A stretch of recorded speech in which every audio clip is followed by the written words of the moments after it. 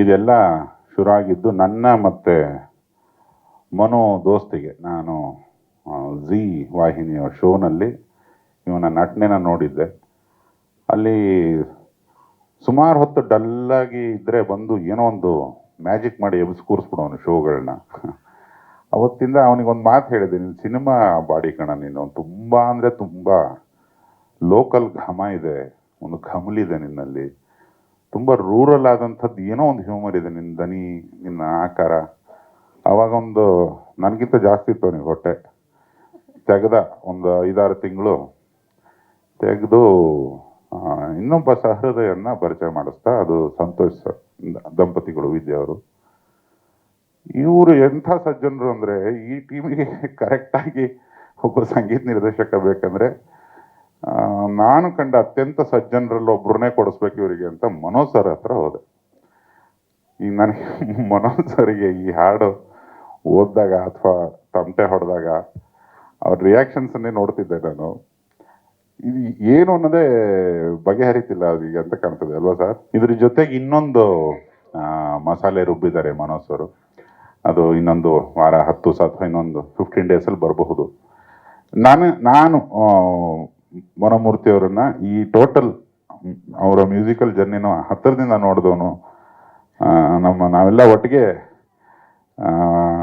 ಮುಂಗಾರು ಮಳೆ ಮಾಡೋ ದಿನಗಳಿಂದ ಇದುವರೆಗೂ ಒಂದು ಆಲ್ಮೋಸ್ಟ್ ಒಂದು ತಿಂಗಳಿಗೆ ಒಂದು ಸತಿ ಸಿಗ್ತೀವಿ. ಏನೋ ಒಂದು ಅವಿನಾಭಾವ ಸಂಬಂಧ ಮೂರ್ತಿ ಸರ್ ಅಂದರೆ. ನಾನು ಫಸ್ಟ್ ನಿಮಗೆ ವಿಶ್ ಮಾಡ್ತೀನಿ ಸರ್, ನಮಗೆಲ್ಲರಿಗೂ ಒಂದು ಹೊಸ ಹಾಡು ಕೊಟ್ಟಿದ್ದಕ್ಕೆ ಥ್ಯಾಂಕ್ ಯು ಸೋ ಮಚ್.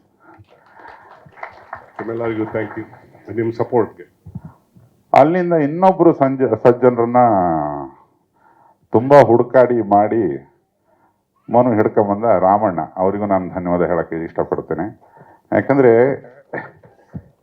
ಈಗ ಇಡೀ ಟೀಮಲ್ಲಿ ನಾನೊಬ್ಬನೇ ಪೊರ್ಕಿ ಅಂತ ಕಾಣುತ್ತೆ. ಇಬ್ಬರ ಸಾಧ್ಯನೇ ಇಲ್ಲ ಸರ್. ಇವ್ರನ್ನ ನೋಡಿದ್ರೆ ಯಾರಾದ್ರೂ ಪೊರ್ಕಿ ಎತ್ತೀರಾ ಸರ್? ಕೈ ಎತ್ತಿ ಯಾರು ನೋಡೋಣ. ಸಾಧ್ಯವೇ ಇಲ್ಲ. ನನ್ನ ನೋಡಿದ್ರೆ ನೋಡಿ ಎಲ್ಲ ಕೈ ಎತ್ಬಿಟ್ರು. ಸತಿ ಹಿಂಗೆ ಅಂದ್ಬಿಟ್ಟು ನೋಡಿ ಅಲ್ಲ ನೋಡಿ.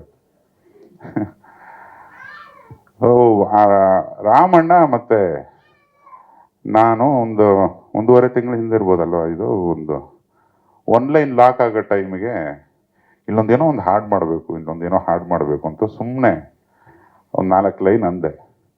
ಅವರು ಲಿರಿಸಿಸ್ಟ್ ಆದ್ದರಿಂದ ಅವ್ರಿಗೆ ಗೊತ್ತಾಯ್ತು ಇದು ಫೈನಲ್ ಹಿಂಗೆ ಬರುತ್ತೆ ಅನ್ನೋದೊಂದು ಅಂದಾಜಲ್ಲಿ. ಸರಿ, ಈ ಸಿಚುವೇಶನ್ಗೆ ಕರೆಕ್ಟಾಗಿರುತ್ತೆ, ಒಂದು ಹಳದಿ ಡ್ರೆಸ್ ಹಾಕ್ಬಿಟ್ಟು ಅವನ್ನ ಕುಣಿಸ್ಬಿಡ್ತೀನಿ, ಅವನಿಗೆ ಈ ಶೌಧನಕ್ಕೆ ಬ್ಯಾಂಡ್ ಸೆಟ್ ತರೋದ್ರದ್ದೊಂದು ಓಪನಿಂಗ್ ಸೀನು ಇದೆ ಅಂತ ಅಂದಿದ್ರು. ಅದಕ್ಕೊಂದು ಹಾಡನ್ನು ಪೋಣಿಸಿದ್ವಿ.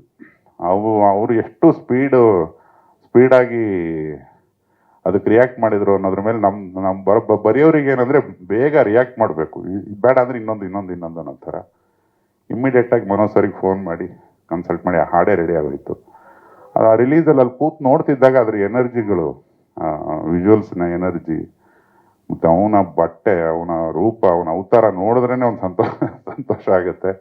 ನನಗೆ ತುಂಬ ಇಷ್ಟ ಆಗಿದ್ದು ಆರ್ಕೆಸ್ಟ್ರಾದವರು ಬಂದು ಅವನ ಆರ್ಕೆಸ್ಟ್ರಾದಲ್ಲಿ ಏನೆಲ್ಲ ಮಾಡಿಕೊಂಡು ಸೈಕಲ್ ಹಾಕ್ಕೊಂಡು ಬಂದಂಥ ಕಲಾವಿದ. ಅವನ್ನೆಲ್ಲ ನೆನೆಸ್ಕೊಂಡಿದ್ಯಾ ಕಣ, ಈ ಬುದ್ಧಿ ನಿನ್ನ ಕೊನೆವರೆಗೂ ಇರಲಿ ಅಂತ ಹೇಳ್ತೇನೆ. ಹಾಗೆ ಇನ್ನೊಬ್ಬ ಸ್ನೇಹಿತರು ನಾಣಿ ಸರ್ ಜಾಯ್ನ್ ಆದರು. ಅದು ತುಂಬ ನನ್ನ ಇಷ್ಟದ ಪಾತ್ರ ಮನು. ಅವರು ಪಕ್ಕ ನಾಣಿ ಸರು, ಕರಿಸುಬ್ಬು, ಈ ಹಲವಾರು ದಿಗ್ಗಜರನ್ನ ಗುಡ್ಡೆ ಹಾಕ್ಕೊಂಡೆಲ್ಲ ಒಂದು ಕಾಸ್ಟಿಂಗ್ ಇದೆ, ಅದು ಆ ನಂತರ ರಿವೀಲ್ ಮಾಡ್ತಾರೆ. ಇನ್ನು ಬಾಕಿ ಚನ್ನಪಟ್ಟಣದವ್ರ ಸ್ನೇಹಿತರು ಹೊಸದಾಗಿ ಆ್ಯಡ್ ಆಗಿದ್ದಾರೆ. ಈ ಹಾಡು ಹುಟ್ಟೋದಕ್ಕೆ ಮನೋಮೂರ್ತಿಯವರ ಒಬ್ಬ ಚಾಲಕ ಇದ್ದ, ಅವನ ಹೆಸರು ಬೇಡ, ಅವನು ನಂಗೆ ತುಂಬ ಇನ್ಫ್ಲುಯೆನ್ಸ್ ಆಗಿದೆ ಸರ್. ಇವತ್ತು ಹೇಳ್ತೀನಿ ನಿಮಗೆ ವೇದಿಕೆಯಲ್ಲಿ. ಮನೋಮೂರ್ತಿ ಸರು, ಜಯಂತ್ ಕಾಯ್ಕಿಣಿ ಸರು ನನ್ನ ಚಿತ್ರೀಕರಣ ನೋಡೋಕ್ಕೆ ಮಡಿಕೇರಿಗೆ ಬಂದಿದ್ದರು. ನಾನು ಮನಸಾರೆ ಫಿಲ್ಮ್ ಶೂಟ್ ಮಾಡ್ತಾ ಇದ್ದೆ. ಇವ್ರು ಬಂದರು, ಸೆಟ್ಟಲ್ಲಿ ಊಟ ಮಾಡಿದರು. ಅವನು expert driver Manoj sir. US ಅಲ್ಲಿದ್ದಾಗೆಲ್ಲ ಇವರೆಲ್ಲ ಕಾರ್ಗಳನ್ನ ದಿನ ತೊಳಿಬೇಕು, ಅಷ್ಟು ಶಿಸ್ತು ಇವರು. ನಾವು ದಿನ ಓಡಿಸ್ತಾ ಇದ್ರು ಕಾರ್ ತೊಳಿತಿರ್ಲಿಲ್ಲ. ಅವನು ಒಳ್ಳೆ ಚಾಲಕ. ಅವನ ಜೊತೆಗೆ ಬಂದಿದ್ರು ಸಂಪತ್. ಅಲ್ಲಿಂದ ಒಂದು ಮಡಿಕೇರಿ ಹತ್ರ ಒಂದು ಫಾಲ್ಸ್ ನೋಡಕ್ಕೆ ಹೋದಾಗ ಇವರು ಜಯಂತ್ ಕಾಯ್ಕಿಣಿ ಅವರ ಮಗ 3 ಜನ ಫಾಲ್ಸ್ ನೋಡಿ ವಾಪಸ್ ಬಂದರೆ ಈ ಕೂತಿರೋ ಡ್ರೈವರ್ ಪ್ರಶಾಂತವಾಗಿ ಹೋಗ್ಬಿಟ್ಟಿದ್ದಾನೆ. ಇಲ್ಲ ಅವನನ್ನು ನಮ್ಮ ಮ್ಯಾನೇಜರ್ಸ್ ಅವರು ಇವರೆಲ್ಲ ಸೇರಿ ಒಂದು ಕಾರಲ್ಲಿ ಹಾಕಿ ಮನೋಜ್ ಅವರು ಜಯಂತ್ ಕಾಯ್ಕಿಣಿಯವ್ರ ಮಗ ಇವರು ಅವನನ್ನು ತಗೊಂಡು ಇಲ್ಲಿಗೆ ಬರಬೇಕು ಬೆಂಗಳೂರಿಗೆ. ಇವರಿಗೆಲ್ಲ ಹೊಸದು, ಇವರಿಗೆ ಜಯಂತ್ ಸರ್ಗೆ ಹೆಂಗೆ ಹ್ಯಾಂಡಲ್ ಮಾಡೋದು ಗೊತ್ತಿಲ್ಲ. ಅವ್ನ ಮೊಬೈಲ್ ಬೇರೆ ರಿಂಗ್ ಆಗ್ತಿದೆ ನೋಡಿ, ಮನುಷ್ಯ ಹೋದ್ರೂ ಮೊಬೈಲ್ ಬದುಕಿರುತ್ತೆ, ಅದನ್ನು ಅಟೆಂಡ್ ಮಾಡಬೇಕು, ಸುದ್ದಿ ಕೊಡಬೇಕು, ಏನೆಲ್ಲ ಮಾಡಿಕೊಂಡು ಇಲ್ಲಿ ಬೆಂಗಳೂರಲ್ಲೆಲ್ಲ ನಾನು ಮ್ಯಾನೇಜರ್ಸಿಗೆ ಹೇಳಿಟ್ಟಿದ್ದೇವೆ. ಮಧ್ಯರಾತ್ರಿ ಬಂದಿದ್ದಾರೆ, ಅಲ್ಲಿಂದ ಶುರು ಆಗುತ್ತೆ ತಮಾಷೆ.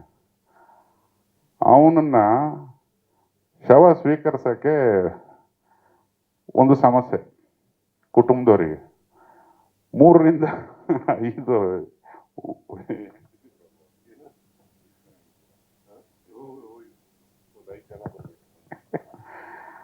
5 ಹೆಂಡ್ತಿರಂತ ಅವನಿಗೆ. ಇದು ಇವರು ಆಡಿಷನ್ ಮಾಡಿ ತಗೋಬೇಕಿತ್ತೇನೋ ಅವಾಗ. ತುಂಬಾ ನಂಬ್ಬಿಟ್ರು. ಎಲ್ಲ ರಾಗಿ ಬಿತ್ತನೆ ಸೇರಿ ಒಂದಿಷ್ಟು ಜನ ಮಕ್ಕಳು ಯಾರು ರೆಡಿ ಇಲ್ಲ ಅವನ್ನ ತಗೊಳಕ್ಕೆ. ಇಬ್ರು ನಮ್ಮ ಸಾಂಸ್ಕೃತಿಕ ಲೋಕದ ಹಿರೀಕರು ಜಯಂತ್ ಕಾಯ್ಕಿಣಿಸ್ ಅವರು, ಇವರು ರಾತ್ರಿ 12 ಗಂಟೆಗೆ ನಾನು ಶೂಟಿಂಗ್ ಪ್ಯಾಕಪ್ ಮಾಡಿದ್ರೆ ಅದನ್ನ ಎಲ್ಲಿ ಬಿಡಬೇಕು ಡೆಲಿವರಿ ಅನ್ನೋದು ಗೊತ್ತಾಗ್ತಿಲ್ಲ. ನನಗೆ ಬೇಡ ಅಂತಿದ್ದಾರೆ. ಕೊನೆಗೆ ಏನೆಲ್ಲ ಮಾಡಿ 1.5 ದಿವಸದ ಅಮೋಘ ಹೋರಾಟದ ನಂತರ ಒಂದು ದಹನ ಆಯ್ತು. ಕರೆಕ್ಟಾ ಸರ್? ಅವಾಗ ಇವ್ರ ಗಾಬರಿನ ನೋಡಿದ್ರ ಮೇಲೆ ಒಂದು ಹಾಡು ಮಾಡ್ಬೇಕು ಅಂದ್ಕೊಂಡಿದ್ದೆ ಸರ್, ಇವಾಗ ಮಾಡಿದೀನಿ ನೋಡಿ. ಇದು ಕರೆಕ್ಟ್. ಇವಾಗ ಗೊತ್ತಾಗ್ತಿದೆ ಈ ಲಿರಿಕ್ಸ್ ಅದಕ್ಕೆ ಎಕ್ಸಾಕ್ಟ್ ಆಗಿ ಮ್ಯಾಚ್ ಆಗತ್ತೆ. ಸಡನ್ ಆಗಿ ಅದಾಗಿದ್ದು. ಸೊ ಇವಾಗ ಗೊತ್ತಾಯ್ತು ಸರ್, ನಮ್ ಪೈಕಿ ಒಬ್ಬ ಹೋಗ್ಬಿಟ್ಟ ಅಂದ್ರೆ ಅವರ ಸರ್ 5 ಹೆಂಡ್ತಿ ಇರೋರು. ಆಮೇಲೆ ಗೊತ್ತಾಗಿದ್ದು, ಅವಾಗ ಗೊತ್ತಿರ್ಲಿಲ್ಲ ನಮ್ಗೆ. ಅವ್ನು ಹೊಟ್ಟೋದ್ಮೇಲೆ ಗೊತ್ತಾಗಿದ್ದು ನಮ್ಗೆ. ಅವನೊಂದು ತುಂಬಾ ದೊಡ್ಡ ಸ್ಪೆಸಿಮನ್ ಅವನು. ಇವರು ಅರ್ಜೆಂಟ್ US ಹೋಗ್ಬೇಕು. ಅಶೋಕ ಹೋಟ್ಲಲ್ಲಿ ಒಂದು ಮೀಟಿಂಗ್ ಮುಗಿಸ್ಕೊಂಡು ಹೆಂಗೂ ಕಾಯ್ತಿರ್ತಾನೆ ಅಲ್ಲಿ ಡ್ರೈವರ್ ಅಂತ ಆಚೆ ಬಂದಿದ್ದಾರೆ. ಫ್ಲೈಟ್ ಮಿಸ್ ಆದ್ರೂ ಸಿಕ್ಕಿಲ್ಲ ಅವನು. ಹುಡುಕಾಡ್ಬಿಟ್ಟಿಯಾರು. ಈಗಿನ ಡ್ರಾಪ್ ಮಾಡಿದಾನೆ. ಒಂದು ಮೀಟಿಂಗ್ ಮುಗಿಸ್ಕೊಂಡು ಹೊರಗಡೆ ಬಂದರೆ ಇಲ್ಲ ಅವನು. 1.5 ತಾಸು ಇಡೀ ಹೋಟೆಲ್ ಹುಡುಕಾಡಿದ್ದಾರೆ, ಫೋನ್ ಮಾಡಿದ್ದಾರೆ, ಏನು ಮಾಡಿದ್ರೆ ಸಿಗಲಿಲ್ಲ. ಕೊನೆಗೆ ಎಲ್ಲ ಬ್ಯಾಗ್ ಅದರಲ್ಲೇ ಇದೆ, ಪಾಸ್ಪೋರ್ಟು ಅದರಲ್ಲೇ ಇದೆ ಕಾರಲ್ಲಿ. ಎಲ್ಲ ನೋಡಿದರೆ ಆ ಕಾರ್ ಹಿಂದ್ಗಡೆ ಹೊರಕೊಂಡು ಮೊಬೈಲ್ ನೋಡ್ಕೊಂಡು ಕೂತಿದ್ನಂತೆ. ನಾನು ಇವರು ನೀವಿದ್ರಿ ಅಲ್ವಾ, ನಾವು 3 ಜನ, ಇವರು ಮತ್ತೆ ಜಯಂತ್ ಅನ್ಸುತ್ತೆ, ಅಪ್ ಅಂಡ್ ಡೌನ್ ಹಿಂಗೆ ವಾಕ್ ಮಾಡ್ತಾ ಇದ್ವಿ ಹುಡ್ಕೊಂಡು ಹಂಗೆ. ಆಮೇಲೆ ಸಡನ್ ಆಗಿ ಸಂಪತ್ ಎದ್ಬಿಟ್ಟು ಹಿಂಗೆ ನೋಡಿದ್ರು. ಸಂಪತ್ ಇಲ್ಲಿದ್ದೀರಾ ನೀವು? ಆವಾಗಿನ ಹುಡುಕ್ತಿದ್ವಿ. ನೋಡ್ತೀವಿ ಸರ್ ನಾನು ನೀವು ವಾಕಿಂಗ್ ಮಾಡ್ತಾ ಇದ್ದೀರಾ ಅನ್ಕೊಂಡೆ ನಾನು. ಹಂಗೆ ಅಪ್ ಅಂಡ್ ಡೌನ್ ಹೋದ್ವಿ. ಹಿಂಗೇನೆ ಅವ್ರು ಎಷ್ಟೋ ಇದೆ. ಅದೊಂದು ಅವನ ನಂತರ ಇನ್ನೊಬ್ರು ಇದ್ದಾರೆ, ಅವ್ರು ಬಂದಿದ್ದಾರೆಲ್ಲ ಗೊತ್ತಿಲ್ಲ. ಅದೊಂದು ದೊಡ್ಡ ಅನರ್ಘ್ಯ ರತ್ನ ನರಸಿ ಅಂತ. ಅವರಿಗೆ ನನ್ನ ನಮನ. ಆತ ನಿರ್ಮಾಪಕ ಆದ ಅಂತ ಕೇಳಿದೆ, ಸಂತೋಷ. ಇಲ್ಲೇ ಇದ್ದಾರೆ. ಹೀಗೆ ಅವನಿಗೆ ಸಲ್ಲಿಸ್ತೇನೆ. ಹಾಗೇನೆ ನಾನು ಸುಮಾರು ಕಡೆ ಬರೀತೇನೆ. ಯಾರಾದರೂ ಈ ಅಬಿಚೂರಿ ಅಂತ ಕರೀತಾರೆ, ನಮ್ಮ ಮರಣ ವಾರ್ತೆ ಇದ್ದಾಗ ಸಾವಲ್ಲ ಇದು ನಿಮ್ಮ ಹುಟ್ಟು ಅಂತ ಬರೆದು ಹಾಕ್ತೀನಿ ಫೇಸ್ಬುಕ್ ಇತ್ಯಾದಿಗಳಲ್ಲಿ. ಅದನ್ನ ಅನಿಸುತ್ತದೆ, ಸಾವಲ್ಲ ಇದು ನಿಮ್ಮ ಹುಟ್ಟು ಅಂದರೆ ಅವತ್ತಿಂದ ಅವನು ಆ್ಯಕ್ಚುಲಿ ಮೆಮೊರೀಸಲ್ಲಿ ಬದುಕ್ತಾ ಹೋಗ್ತಾನೆ ಒಬ್ಬ ಹೋದ ವ್ಯಕ್ತಿ.